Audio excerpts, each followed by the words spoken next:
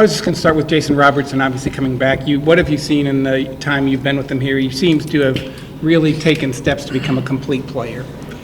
Yeah, you know what? I think Robo understands through 2 long playoff runs the importance of detail, this time of year. And, to his credit, he came in and he didn't try and do too much. He stuck to the game plan. He contributed in a bunch of little ways last night that maybe didn't show up on the scoreboard, but helped us win a hockey game.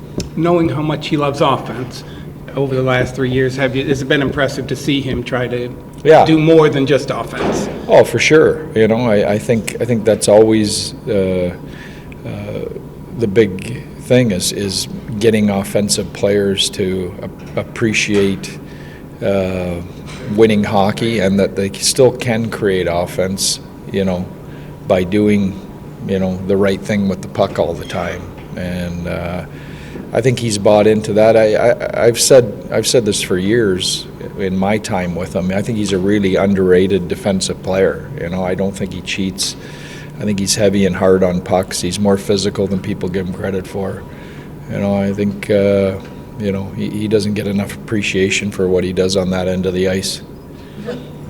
Oh, go ahead. You have him on your third line. You have Wyatt Johnston on your third line. You have Mersch on your third line. I mean, that just seems like an amazing luxury of depth this time of year. Well, you need it, and if you look around at the teams that are left, everybody has, that luxury of depth at some position, maybe not at forward, at defense, or at goaltender, but you're not one of the last 8 teams standing unless you have, that type of depth at one or more positions. So it's a great luxury for us, for sure, but you don't have a chance to win unless you have that. And we listen, we don't get out of the first round unless we have it, because our depth's been tested big time with the injuries we've had. You look at Wyatt Johnston, he seems wise beyond his years, just from us judging from afar. I mean, you look at some of the big clutch goals he's had over the last couple of years. Is that a good description of him as far as? Yeah, I think for sure mature and wise beyond his years. Even when you're speaking to him, he's got great instinctual leadership to him. I think he's going to wear a C one day for the Dallas Stars. There's no doubt in my mind. And he's learned from the best, Joe Pavelski, now Jamie Benn. But you forget sometimes, how young he is, until you get reminded, different things. When a list comes up and it says, he's the youngest player on this list to score 30 goals, or, it's incredible the names of the players that he's in the company of on some of the things he's done. Is there just an instinct that some guys have, even at that young age, where there seems a fearlessness? He knows where to be, when to be there, and Yeah. Again, that's what makes you a special player. I've said this before, but I coached Bergeron at 19 on a world junior team, and he stepped into the NHL and was doing similar things. I think he has those type of instincts, and that's stuff you can't teach. He has a confidence to his game, and he has just a great IQ. For the French Canadians, the Christians here, is there ever any chance that we see Maverick? There's a chance. There's always a chance. I mean, Maverick's in our discussions every night. He had a great season for us. He jumped in the Colorado series and played a big game for us. And every time we pencil a lineup in, he's in our conversations, because he's a guy that's easy to play. So I'm sure he's going to help us at some point here again. At this time of the year, is it a matter of he needs to do something, or somebody else needs to be? No. I mean, Leah talked about our depth. We've just got when you're playing in the final 8, everybody has depth, and there's good players sitting out everywhere. And I think he's had a good year for us. He's done a lot of things. He killed penalties. He played on the power play, played center. He played wing. You just gotta wait for your opportunity. Where did he improve the most? compared to? You know what, I think just confidence of being, a year older and understanding he can play at this level. I still think he needs a little more consistency in, his night-to-night game.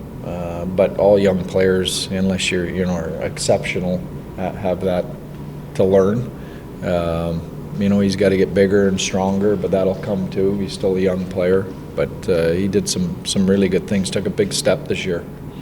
Is there a trick at all to managing energy at this time? I think you guys are having a spa day today or Yeah. something like this.